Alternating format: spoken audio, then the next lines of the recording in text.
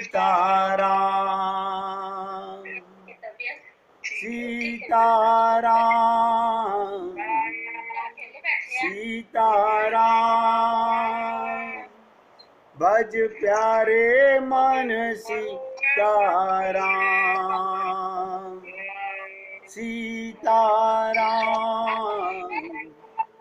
सीताराम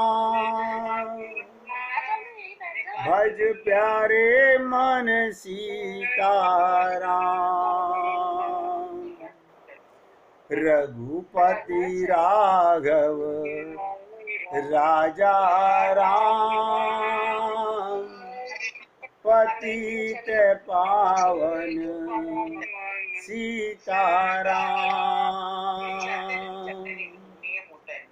रघुपति राघव राजा राम पतित पावन सीताराम सीताराम सीताराम भज प्यारे मन सीताराम सीताराम सीताराम भज प्यारे मन सीताराम बोलिए सियापति रामचंद्र भगवान की जय राघवेंद्र सरकार की जय जय जय श्री राधे जय जय श्री राधे। सभी पुण्य आत्माओं से निवेदन, सत्संग का प्रत्येक शब्द हृदयंगम करने के लिए बहुत एकाग्रता की आवश्यकता है। कल हम आपसे बात कर रहे थे कि माया क्या है, तो रामकृष्ण परमहंस ने कहा कामनी और कांचन, ये कामना और कांचन, इनके अलग अलग मीनिंग मैंने कल आपसे निवेदन किया था। काम या भोग आसक्ति ये भगवत प्राप्ति में रुकावट है। आज फिर ध्यान से सुनिएगा, जिसे काम का तेज बुखार चढ़ा हुआ हो, जिसके मन में काम का तेज बुखार चढ़ा हुआ हो और विषय भोगों की प्रबल तृष्णा लगी हुई हो, ऐसे संसारी जीव को अगर कामने और कांचन के आकर्षण की बात बीच में रखा जाए तो अपनी वासना कैसे रोक सकेगा। माया का संसार है, माया का शरीर है और उसमें आप और हम लोग रहते हैं।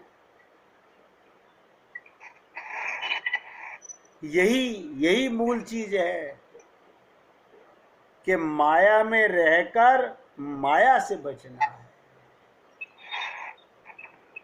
भगवत भक्ति के पथ पर वो जीव दूर चला जाता है।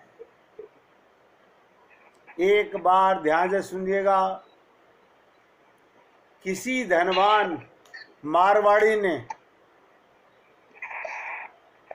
एक बार किसी धनवान मारवाड़ी ने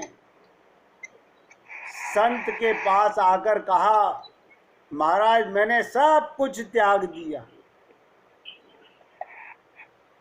फिर भी मुझे भगवान के दर्शन नहीं होते। कमाल है, हम अपनी बुद्धि से तो सब कुछ त्याग चुके हैं।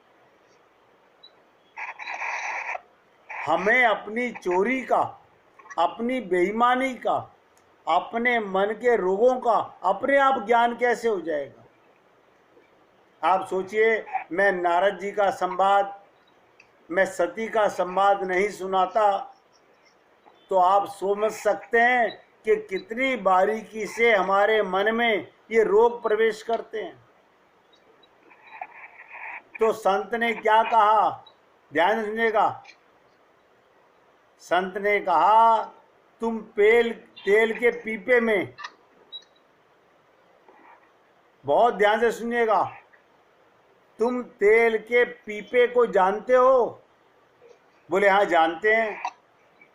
सारा तेल निकालकर पीपा खाली कर डालने पर भी उसमें थोड़ा तेल लगा रह जाता है।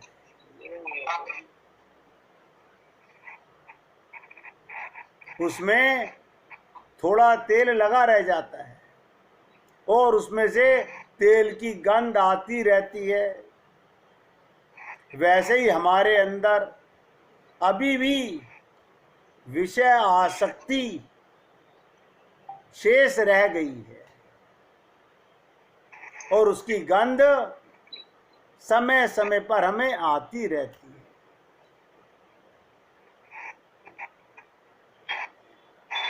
अब जो बोलने जा रहा हूं, बहुत ध्यान से एक एक शब्द को समझ करके हृदयंगम करने का प्रयत्न कीजिएगा। मैं क्या निवेदन कर रहा हूं कि कामनी कांचन ही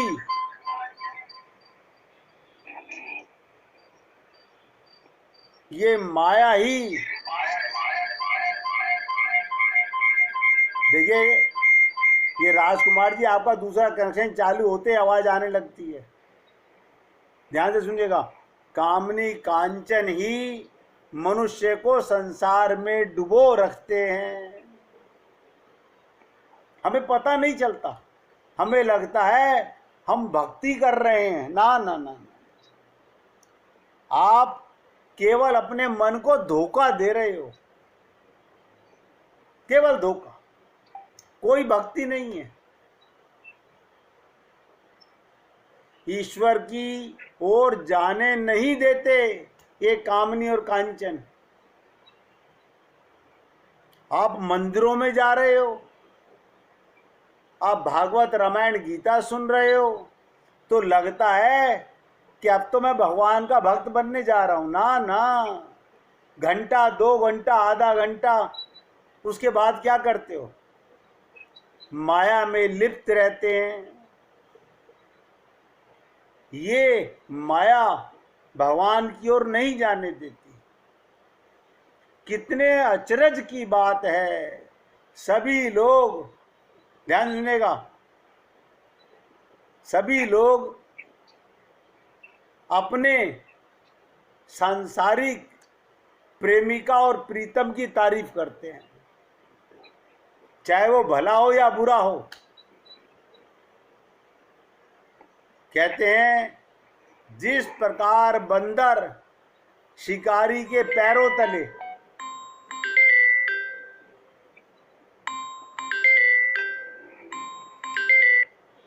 ध्यान से सुनिएगा, जिस प्रकार बंदर शिकारी के पैरों तले अपने प्राण न्यौछावर कर देता है, हमारा मन भी बंदर की तरह है। जैसे बंदर मदारी के चक्कर में फंस जाता है, उसी प्रकार ये मनुष्य, ये जीव कंचन और कामनी के पैरों तले अपने को कुर्बान कर देता है। आप और हम लोग सब भगवान को पाना चाहते हैं। ऐसा कोई जीव संसार में नहीं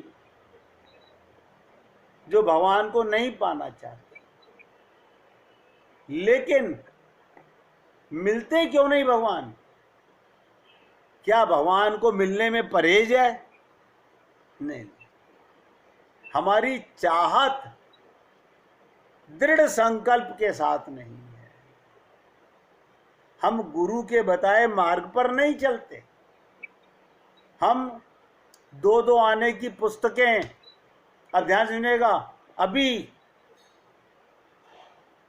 4 दिन के बाद में आप देखोगे नवरात्रि आ रही हैं, लोग देवी जी की आराधना करेंगे।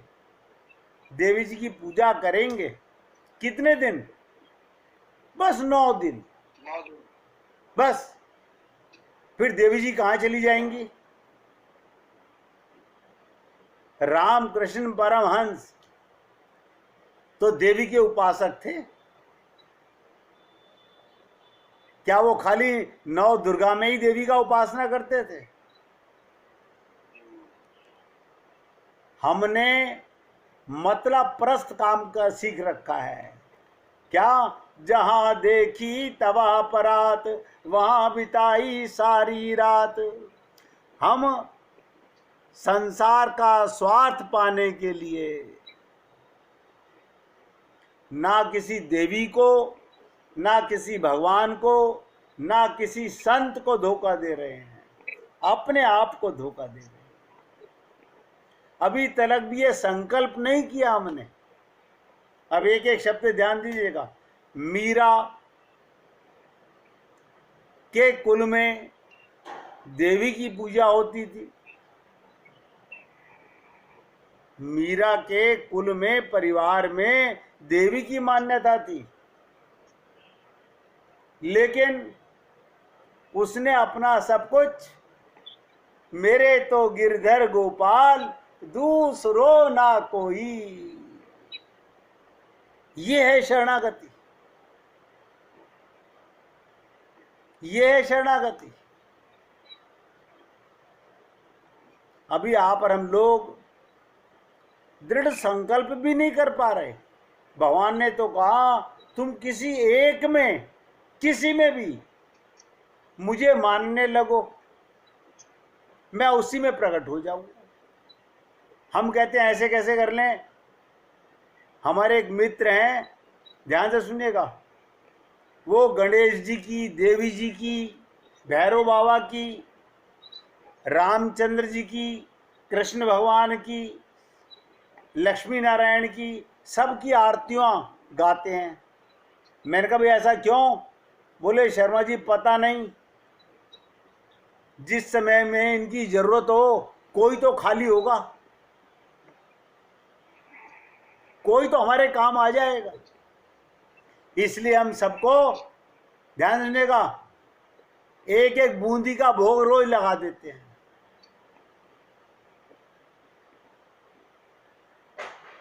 अब ये पाप अपने आप से कहां से समझ आएगा?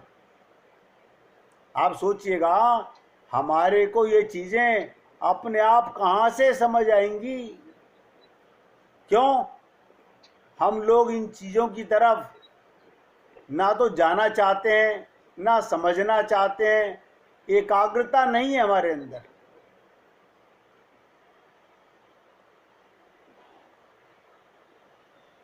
इसलिए जो चर्चा मैंने आपके साथ कहा था कि नारद जी के माध्यम से और सती के माध्यम से दोनों का कल्याण हुआ, ध्यान दीजिएगा। नारद जी का भी कल्याण हुआ, भगवान राम की शरणागति ग्रहण करते ही, उनके चरण पकड़ते ही अपने पाप, अपने मनोरोग नजर आने लगे। यही सती जब पार्वती बनकर आती हैं, उनको भी नजर आते हैं, उनको भी नजर आते हैं, और उन्होंने भी अपनी त्रुटि मानी, क्षमा मांगी भगवान शंकर से,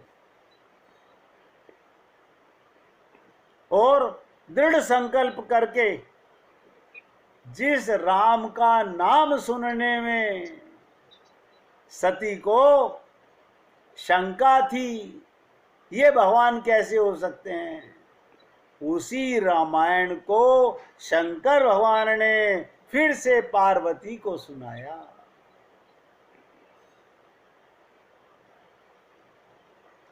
और वो कृत कृत हो गई। मैं रोजाना आपके साथ भगवान की प्रार्थना अलग अलग तरीके से बात करता हूं। मैं कहता हूं प्रार्थना वो जो तुम्हारे हृदय के शब्द हैं।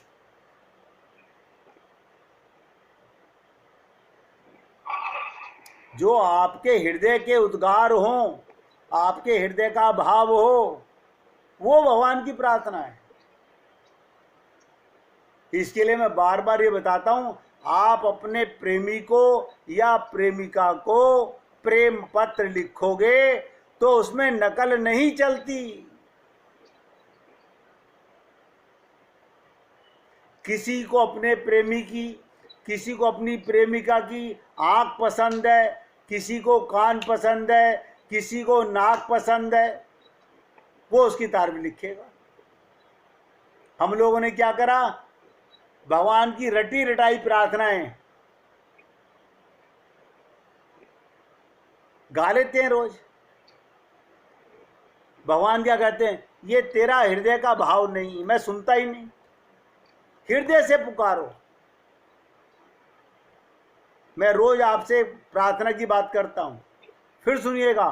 हे प्रभु, कहां मैं क्षुद्र सी परिधि में रहने वाला शुद्धतम कीट, और कहां तुम अपने एक एक रोम में अनंत ब्रह्मांडों को धारण करने वाले कमलापति।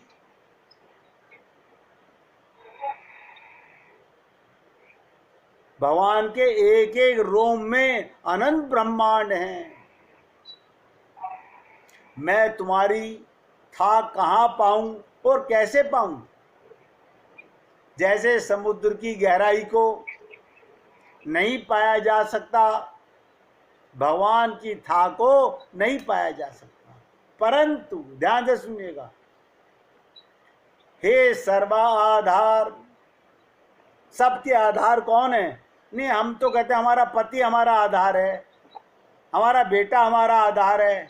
बहुत से क्या कहते हैं, हमारा बैंक बैलेंस हमारा आधार है। अभी तो हम माया के ही चंगुल में फंसे हुए हैं, उसे ही अपना आधार माने हुए हैं।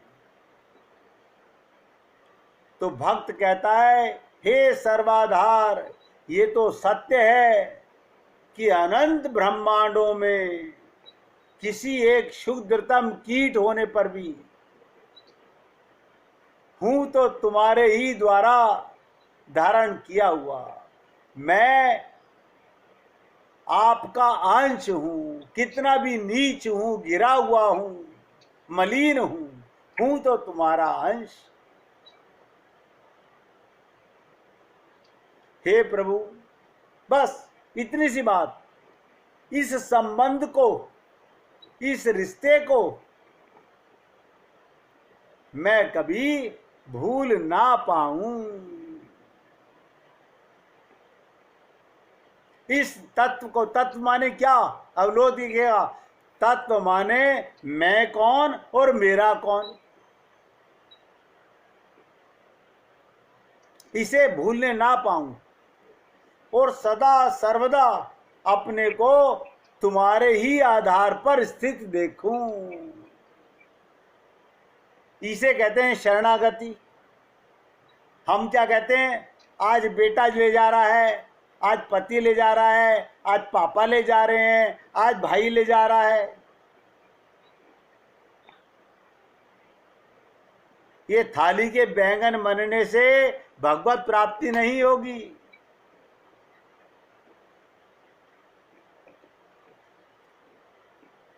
कल हमसे एक भक्ता ने पूछा कि हमको समझ नहीं आता, हमारे अंदर ऐसे कौन से रोग हैं जो हम गुरु से छुपाते हैं,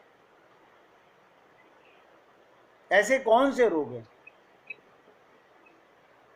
मैंने कहा, आप अपने मनों के रोगों को जानोगे, उसके उपरांत समझ पाओगे, पहले नहीं समझ पाओगे। पहले अपने अंदर झांक के देखें कि काम क्रोध लोभ है कि नहीं है। आप सोचिएगा, क्या सती को ये ज्ञान था कि मैंने भगवान शंकर से कुछ छुपाया है? उसे अपने रोग की पहचान नहीं थी।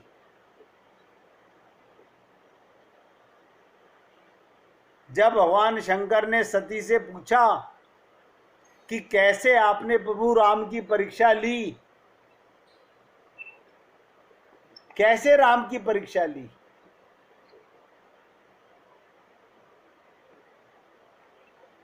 तो उसने क्या कहा, मैंने तो आपकी तरह, आपने दूर से प्रणाम किया, मैंने पास जाके प्रणाम किया। सुनने में तो बात सही नजर आती है, लेकिन क्या ये सही है? इन्हीं दृष्टांतों को सुनते सुनते, अभी तो खाली 2 पात्रों की चर्चा हुई है, अभी और भी कई पात्र आने वाले हैं, सुनते जाइए, फिर हमें अपना मन नजर आने लगेगा। ये 2 तो महानतम पात्र थे जिनकी अब तक चर्चा की है मैंने।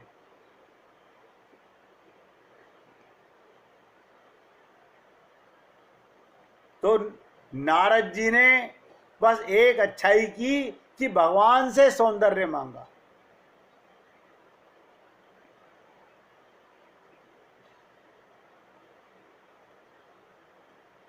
आपन रूप देहु प्रभु मोही। भगवान से क्या कहा नारद जी ने, मुझे अपना रूप दे दो, आप आन भांति नहीं पावो होई। महाराज आप अपनी सुंदरता मुझे दे दो, जिससे विश्व मोहिनी से मेरा विवाह हो जाए। भगवान ने तुरंत उत्तर दिया, ध्यान सुनिएगा। अगर आपका छोटा बच्चा, एक एक शब्द पे ध्यान दो, अगर छोटा बच्चा आपको शेव करता हुआ देखे और आपसे क्या मुझे ब्लेड दे दो, वो रोने लगे, सर पटकने लगे, आप उसकी जिद मानोगे क्या?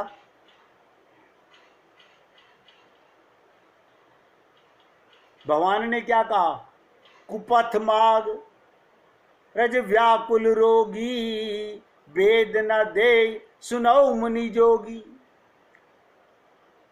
अरे नारद मुनि, यदि रोगी डॉक्टर से कुपथ्य मांगे तो वैद्य उसे देता नहीं। आप बताओ, कोई कहे मुझे मरने की दवा दे दो, बर्बाद होने की, डॉक्टर कहेगा भैया ये और कोई डॉक्टर के पास चले जाओ, मैं नहीं दे सकता। नारद और वैद्य है भगवान, ध्यान दीजिएगा। रोगी है नारद और वैद्य है भगवान, बस ये अंतर है। उसने डायरेक्ट भगवान को वैद्य माना। वैद्य से कुपथ्य मांगा जा रहा है, पर भगवान प्रसन्न है। संसार की प्रवृत्ति है, जब मन में कोई बुराई इच्छा आती है, उसे पूरा करने के लिए मनुष्य किसी भले व्यक्ति के पास नहीं जाता। एक एक शब्द ध्यान दीजिएगा।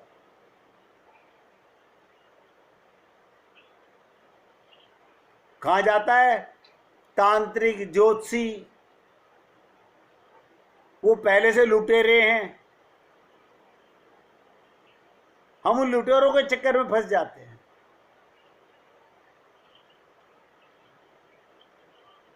मैंने कहा ना, ये इंसान की प्रवृत्ति है, जब मन में कोई बुरी इच्छा आती है तो पूरा करने के लिए मनुष्य किसी भले व्यक्ति के पास नहीं जाता। उसे संकोच होता है कि किसी भले व्यक्ति के सामने हम अपनी बुरी इच्छा कैसे कहें। नारद जी में अच्छाई थी, उन्होंने बुरी कामना भी भगवान से कही।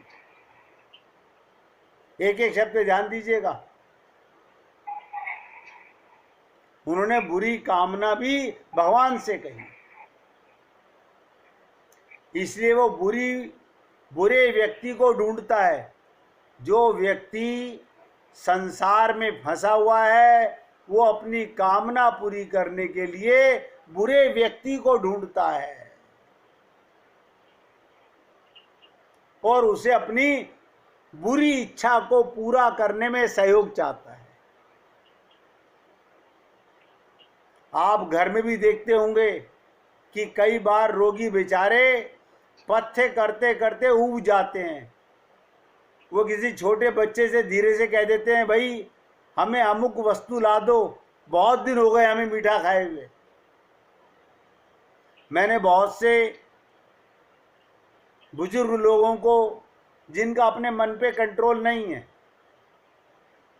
बच्चे उन्हें मीठा खाने नहीं देते, वो किचन में जाके जैसे तैसे कुछ ना कुछ मुंह में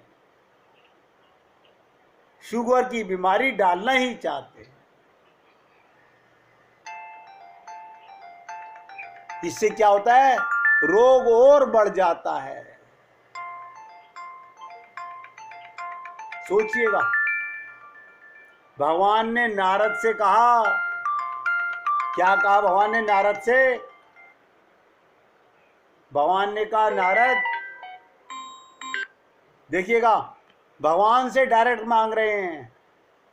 और भगवान ने क्या कहा? नारद से कहा, नारद कहाँ वैद्य से मांगनी चाहिए दवा, और तुम मांग रहे हो कुपथ्य। सही राह नहीं मांग रहे, कुपथ्य मांग रहे हो, संसार का मार्ग मांग रहे हो। अब आप सोचिएगा, हम भगवान से जाकर के मकान, दुकान, ये गोबर गणेश का संसार मांगे तो भगवान क्या सोचेंगे?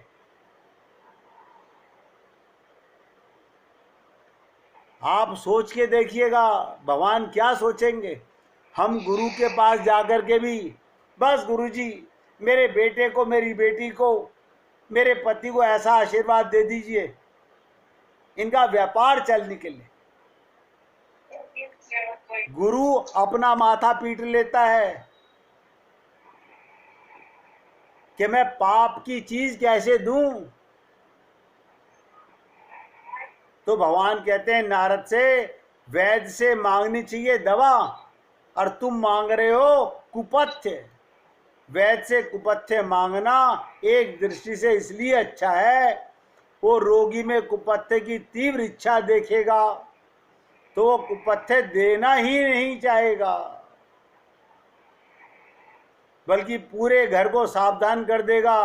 आजकल इसका मन अमुक वस्तु खाने में बहुत लग रहा है, भूल कर भी इसको ये वस्तु नहीं देना। अब गहराई से सुनिएगा, क्योंकि मैं जल्दी ही नारद जी का प्रसंग समाप्त करके अगले प्रसंग पर बढ़ना चाहता हूं, और आपसे निवेदन कर रहा हूं। भगवान का तात्पर्य था कि नारद तुमने अच्छा किया जो मुझसे ये कुपथ्य मांगा, पर मैं तुमको कुपथ्य नहीं मिलने दूंगा। मैं तुम्हारा विश्व मोहिनी से विवाह नहीं होने दूंगा। किंतु नारद का रोग इतना बढ़ गया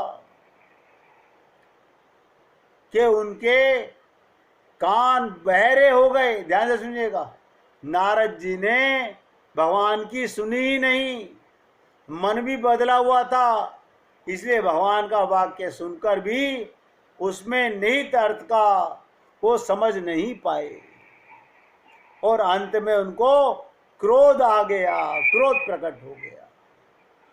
जब उनमें काम आया तो वे राम के पास गए, और जब क्रोध आया, ध्यान देगा, जब विश्व मोहिनी से विवाह करना था तो भगवान के पास गए। भगवान ने कुपथ्य पर नहीं जाने दिया।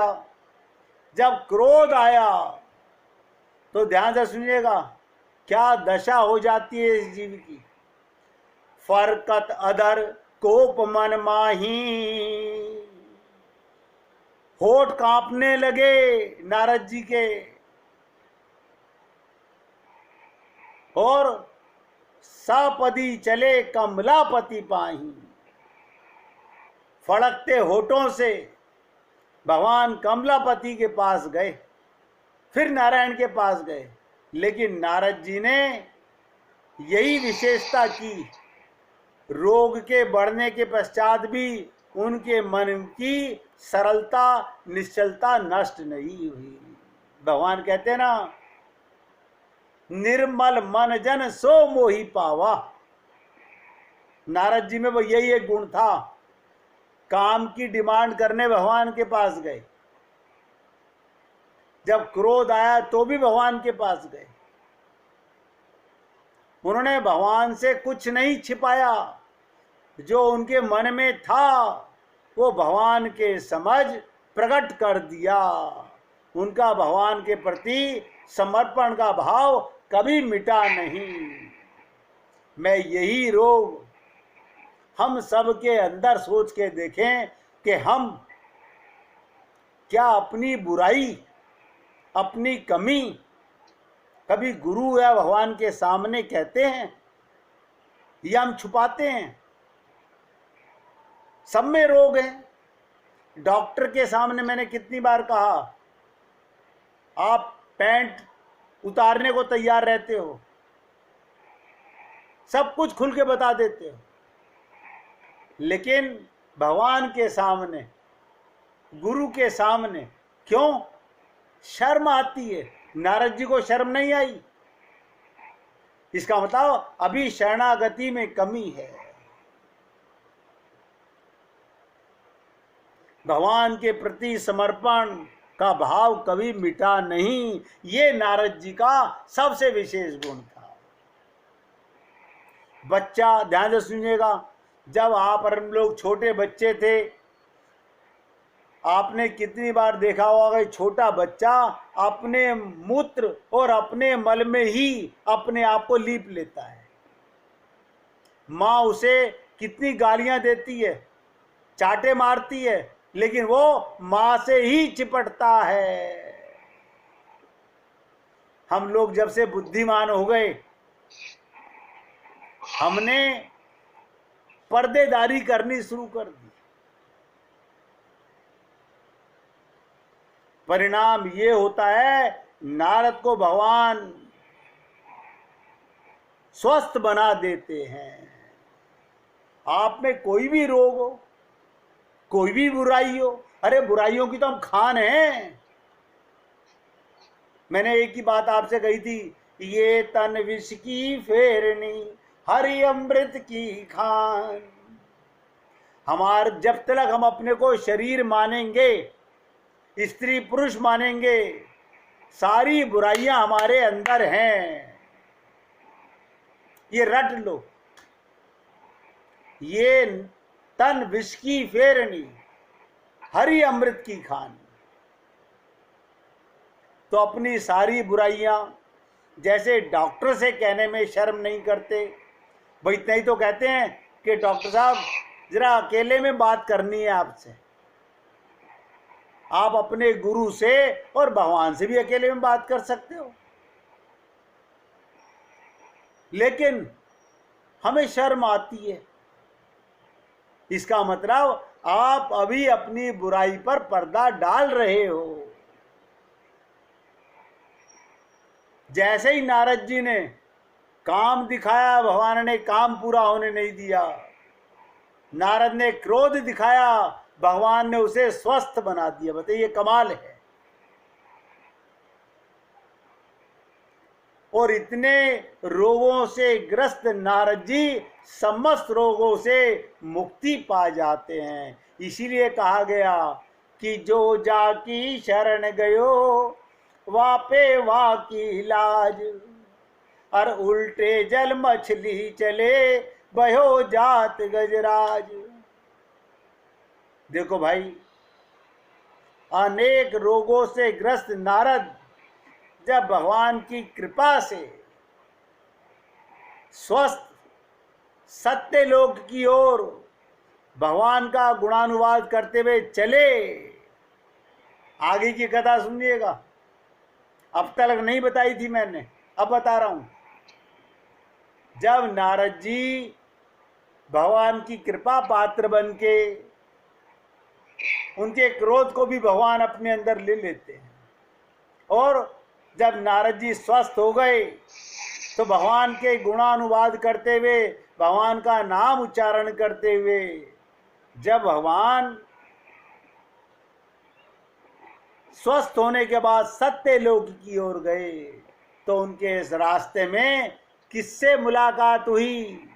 1 मिनट कीर्तन कीजिए, फिर आगे चर्चा करते हैं।